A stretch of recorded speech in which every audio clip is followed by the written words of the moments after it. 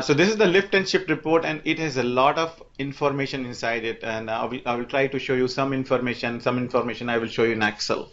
First of all, it lay out very nicely based on option you have selected, whether you want to go pay as you go or 1 year reserve or 3 year reserve. It will show virtual machines, and it will show a lot of knowledge what is done and all. But on top of this, it will allow you to do a hybrid benefits. You can actually click on here, which is Microsoft licensing entitlement. The minute you click on it, it will show you that how the Microsoft licensing entitlement be applied for this customer. So it will show you that this is the licensing distribution. When you go to this licensing distribution, it will show you licensing distribution here, and show you like you can choose a file which is MLS file, how it is distributed here, and other thing. So it does licensing distributions and other thing to help you understand that how this license applied, hybrid benefit applied, and other thing. Going back to the previous report, it not only show you the storage and also compute, but it allow you to play around with production and dev pricing. It allow you to see a lot of entries like where you want to see this pricing. In case of test and dev, we take test and dev pricing. We not only take test and dev pricing, but we also create a test and dev proposal for you. So in case customer willing to migrate first their test and dev environment, then we can actually pick up Microsoft discounting structure, and you can actually generate a test and dev proposal from here. In addition to just doing this, we also take care of Msdn licenses here, so you don't need to worry about Msdn licenses. Here you can apply 1 year reserve benefit or 3 year reserve benefits and go deeper into this. But in case customer is willing to provide some more information to us, then we can actually go deep in reserve instances. So you can calculate reserve instances, and the way we calculate reserve instances is unique. It's also like very deep the way we go in reserve instances. So this is what I downloaded from here. If you look at the way we have done the reserve instances here, we have collected information for each of the virtual machine and how many cores they are using in a window of 1 to 24 hours. Then we apply the same output on the week. So what weeks they are doing. Some VMs are running for the whole week. Some VMs are not running over weekends. And based on that, we calculate accurate reserve instances they need. But we don't want customer to come and input each VM here.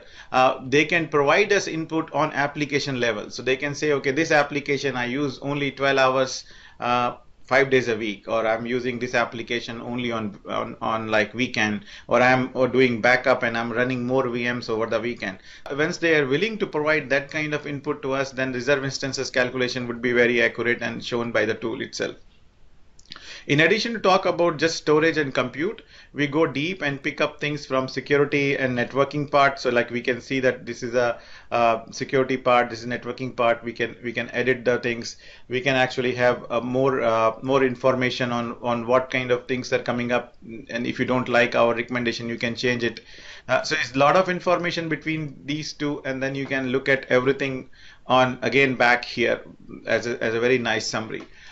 You can always export the whole thing into an Excel and send the Excel to a customer for a more discussion around it. So let me export in Excel. Excel look like this.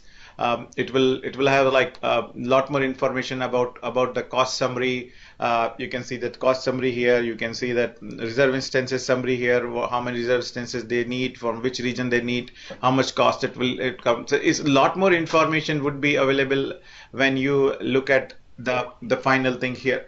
Like one more thing, like so once you export it, it will give you multiple options, and then you can actually follow all those options here. For example, like this is I have taken complete export.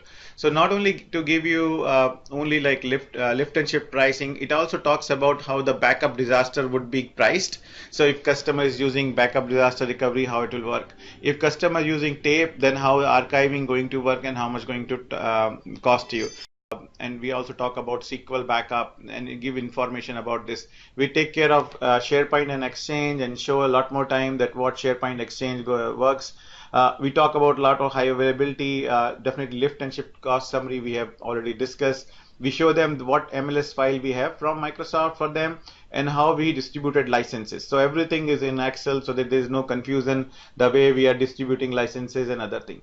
Definitely we list down the assumptions. The networking things actually very nicely say that what security networking you need and monitoring you need. But here we are not just following best practices. Based on actual data which we are seeing, we are giving them recommendations. So based on their actual data, we told them what kind of express route they need and why we are doing. So we give you reference URL to read, pricing analysis. So we try to be as much as transparent with the customer in our approach. So there is no black box. We also give them data and why we are taking a decision, everything into one thing. And definitely there are other things like VM description and all.